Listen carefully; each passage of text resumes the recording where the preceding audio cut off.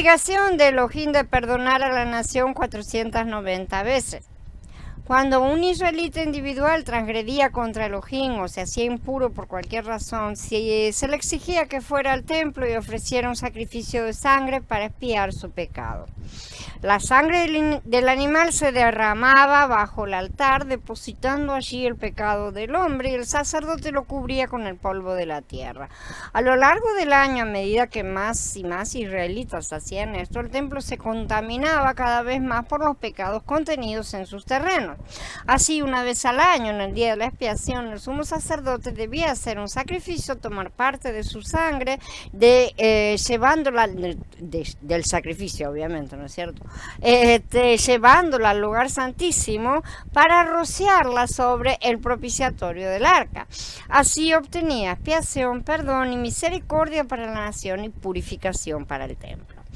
Elohim perdonó a la nación de Israel una vez al año, o 49 veces cada ciclo de jubileo, o 490 veces cada 10 jubileos.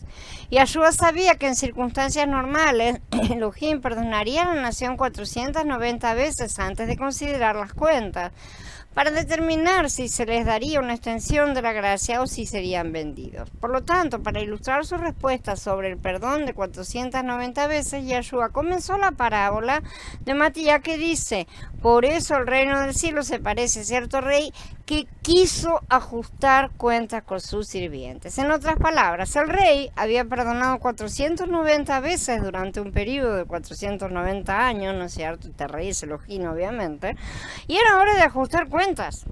Es lo que Yahshua estaba diciéndoles. En circunstancias normales, él estaba obligado por su propia decisión, establecida como regla, a perdonar a la nación 490 veces antes de considerar la deuda nacional, o sea, el pecado. Sin embargo, sin entender la conexión entre los 490 tiempos de perdón y el tiempo de cálculo del rey, la mayoría de las personas se han perdido esta manera tan importante en que Elohim trata con las naciones. Repasemos un par de conceptos que ya estudiamos que es necesario que tengamos frescos. La ley de Elohim en Shemot 22 deja claro que la verdadera justicia no se hace hasta que se haya pagado la plena restitución a todas las víctimas de la injusticia. En otras palabras, si un hombre daña la propiedad de otra persona, debe pagar una restitución para repararla o reemplazarla. Hasta que lo haga, le debe a la víctima el valor de esa propiedad que haya sido.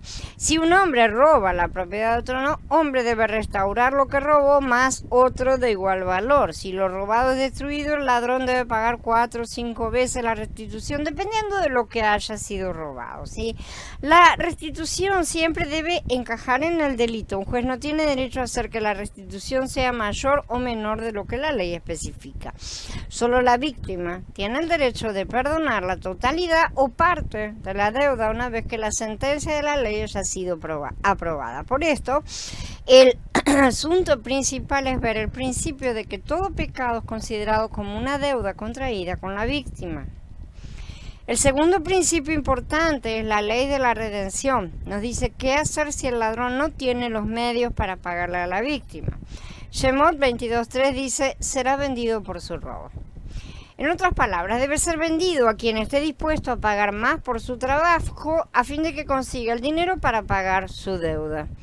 Quien quiera que compre al ladrón es el redentor, literalmente. Él está comprando la nota de deuda del ladrón.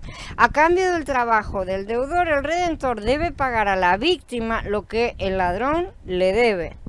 Por lo tanto, el pecador ya no es responsable de su pecado, que quede claro, ya que toda responsabilidad se transfiere al redentor. Yahshua mismo es llamado un redentor. Quienes pretenden ser redimidos por él están obligados a servirle. Aquellos que creen que son libres de seguir su propio camino en total libertad no comprenden la ley de la redención. Las Escrituras no reconocen la redención sin la obligación de servir a Elohim y a su ley. Es necesario que tengamos en mente todos estos puntos porque vamos a comenzar a aplicarlos. Esta visión de la justicia divina constituye el telón de fondo de las Escrituras y de un estudio completo de cómo Elohim trata con los hombres y las naciones. No podemos entender verdaderamente el plan general de Elohim sin conocer estas leyes clave. Es especialmente importante cuando se trata del tema del tiempo de paciencia, donde estos principios se manifiestan una y otra vez, y también porque los mismos patrones temporales reducidos se aplican a nuestra conducta personal. Ustedes llevarán su castigo por 40 años, que corresponden a los 40 días en los que exploraron la tierra, un año por cada día. Así sabrán ustedes lo que significa contrariarme, dice el Adón en Bamidbar 14. El castigo personal se aplica en días. El corporativo se aplica en años. Siempre la misma cantidad, 40 años son 40 años. 40 días, perdón, son 40 años. Dependiendo de la transgresión se hacen las cuentas. Reincidencias, por el contrario, aumentan todos. 7 por 7, 70 por 7, 7 veces más. O sea, pero eso no vamos a entrar en estos detalles, ¿sí? Los vamos a ver en su momento.